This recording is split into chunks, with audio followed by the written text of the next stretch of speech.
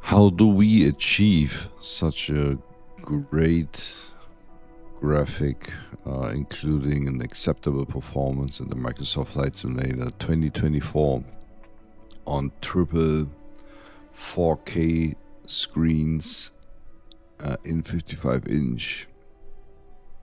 This is what you can actually see now in the next few minutes when I will show you my settings and also different scenarios where we are testing them out. Stay tuned. Hey, let's check out the settings itself. I will also have another video which we will see here, which is dealing about my VR settings. I think it's a little bit more picky, whatever you're setting up in VR to achieve that 30-40 frames target, which for sure can be doubled, but this is something you can see my other screen. Here we are primarily focusing now on the video settings for flat screen, and we actually have to run everything in triple 4K, even a little bit more because we have border compensation on the screens. So that's what we can see here right now. So our resolution is 12,378 by 2,160. It's a little bit more than triple 4K, and you actually require a 4090 for that. Otherwise, you will be falling very much below 30 frames, and this is actually not the most fluent experience. I actually run that whole setup here with real TVs, so I don't have VRR or in general G-Sync, FreeSync available.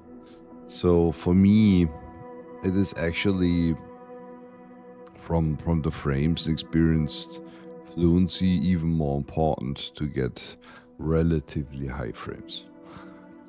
We are talking about a simulation. Flight Simulator in general is not a fast-paced racing game, so therefore I believe that it's not needed to achieve that 60 frames.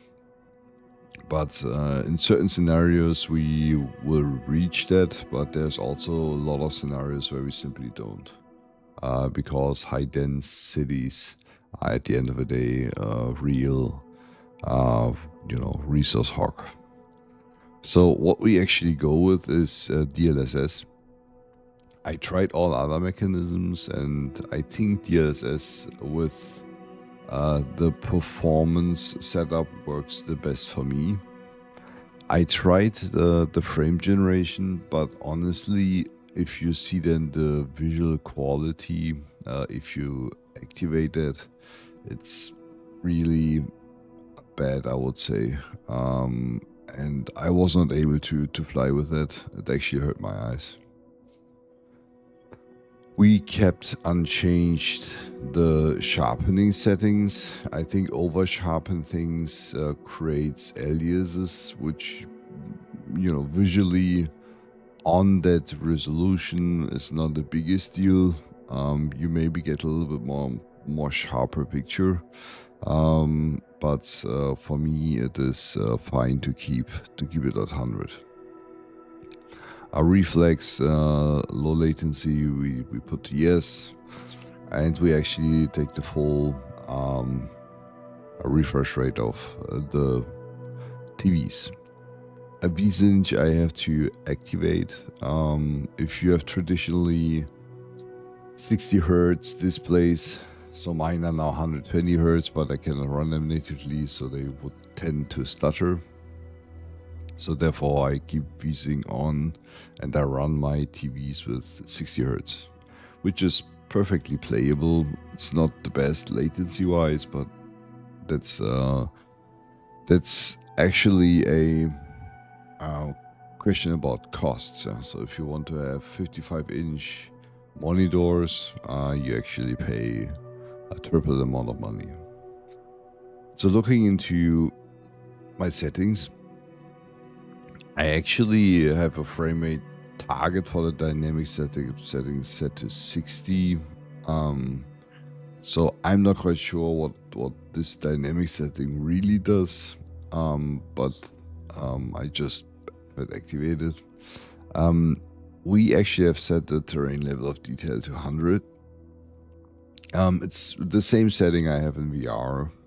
It gives me visually the same experience, looking up the horizon and see then objects more or less detailed. 100 is a relatively low setting, but again, we have to run a resolution that is extremely high, and we currently just have a 4090 to actually run it. For me, visual quality is also very much texture texture detail. I like to have everything very detailed, so that you also see in the cockpit very fine details, which really is something I like. I like the clouds, so I just also put them to ultra. And for all of these settings that you see down here, like buildings, trees, plants, grass, I've set relatively high settings to actually give me more and more detail if I'm flying close to the ground and having like the very dense forest setups.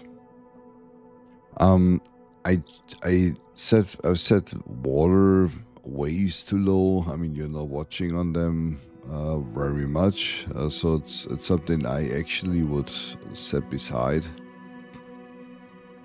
What I try to achieve here is with the settings of the reflections, and if you have some sunlights, etc., it gives you a really visually some really great great settings. And what I also have set up to pretty high is the are the whole traffic things. I like that at the end of the day, if you're flying, that you see a lot of traffic going on, and it's really, quality setups. I think that's for me the settings that I like the most. So in total, these are my settings. And what we do now is we actually check some setups in the discovery flights. And I will just show you, first of all, one of these missions here that everyone is actually flying to check how well the system is performing. Is when we actually discover New York. And you here see that my frame times are dipping around 40-50 frames. Loading it is first of all a kind of a performance bump, but what you see now, if we are flying around, you see that we are hovering around 40 high 40s. If we go down now closer to Central Park, and we actually get like a real detailed view on the trees, you also will see that it dips below 40. 40 frames from my perspective visually in Flight Simulator should be the target. It's actually the setting that, or the frame that is at the end of the day, makes it very, very playable. And when we fly around now very close here to the city, you see that the level of detail is great. We see that we keep that 40 frames, and that's at the end of the day with a resolution that is extremely high. So by saying that, we also will now check a few other scenarios so that you actually get what visually we are capable of with that rig, and what at the end of the day is then the performance that we achieve.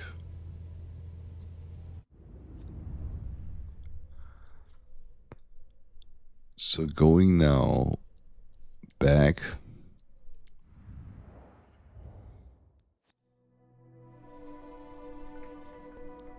As shown in the intro, Rio de Janeiro is something that you really want to see. And we also want to see bugs for sure. But this is actually what I mean with visual quality. So there is nothing more beauty than actually flying around and having that sunlight goes down. It is perfectly playable. It looks very fluent. I really much enjoy the view. We still see we are stable hovering also in these scenarios with this additional effects, visual effects that we see here. Perfectly playable with 45 frames. And you see there are a lot of visual caveats with the shadows here in the cockpit. And I just want to stay calm now, fly around here and give you the full beauty of what you see.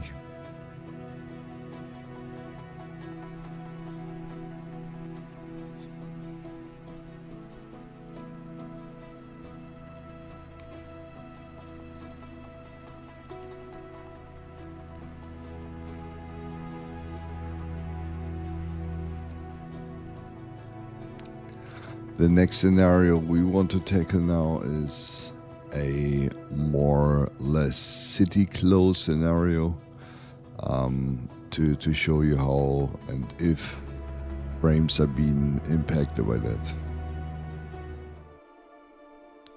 So what we see now is at the end of the day the Mount Everest discovery flight. And you can also see how visually impressive the airplane is modeled, but also the landscape itself. We continuously hover very stable around 45 frames. There is a little bit more performance we can get here now, simply because you just have mountains. There is not so much detailed plant, trees, buildings, which actually where you see that we are very close to the 60 frames. We still, and this is something that you also want to see, we still have a wonderful visual quality at the end of the day. If you look on the surroundings and if you're looking on specifically the trees, the clouds around here.